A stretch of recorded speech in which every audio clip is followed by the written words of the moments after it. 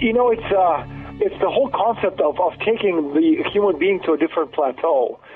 The generation of our children, the kids who are 15, 16, up, 20 years old, they're the last, truly, 100% human generation of human beings on the planet Earth. Their children, in other words, my grandchildren, and their children's children, they will be transhuman. They will be post-human. They may be man-machine or women-machine or thingy-machine. They'll be cyborgs.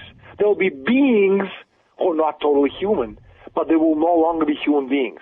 We're standing right now at the cusp of the greatest change in the history of mankind. And transhumanism is just one part of it.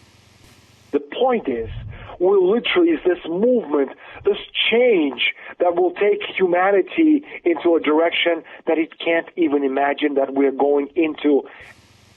And I'm not talking 100 years from now. This is something which will take place over the next 5 years, 10 maximum. This is what awaits us over the next so few years, and people are still talking about a microchip in your hand. In the next 50 years, we'll be able to create cybernetic individuals who will be completely indistinguishable from people. Just think about it. Think how far we have gone over the last 50 years. Think that 90 years ago, today more or less, they discovered a television set.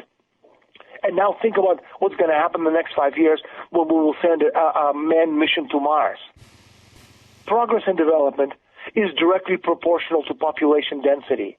And that's something that the elite do not want for us. They want it for them. These are very interesting key issues that people have to understand. On the one hand, they realize that they need this gap between them and us is getting wider and wider because they have so much money. They can use this money to develop technology which is just so far out there. But on the other hand, they're destroying technology, destroying progress, destroying development for the rest of us. Just look at Detroit. There's nothing left of Detroit. It looks like post-apocalyptic city. It doesn't make sense, does it, when a city that's been the motor city, the engine of the economy of the United States for so many decades is left in ruins, unless you understand that the idea that progress and development being directly proportional to population density means that there's going to be more of us. And if there's more of us, there's less food or water for them, the Rockefellers and company. And so for them to live, we have to die. It's really that simple. They need to do something. And the idea is you can use technology.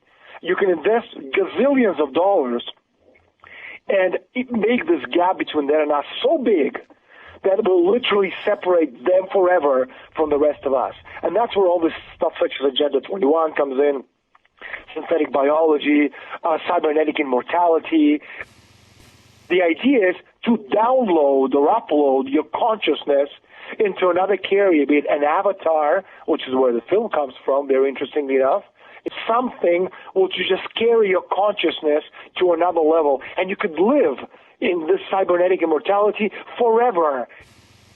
You watch these films, and you say to yourself, it's right there, it's right in front of you. They're making you are used to the idea of the elite emigrating to another place and us living here in abject poverty. People talk about renewable natural resources, talk about oil and talk about gas, and the only renewable, 100% renewable natural resource, it's our mind. It's the combined capacity of 7 billion people on the planet Earth to discover universal principles of nature, which help to improve the lives of every human being on the planet.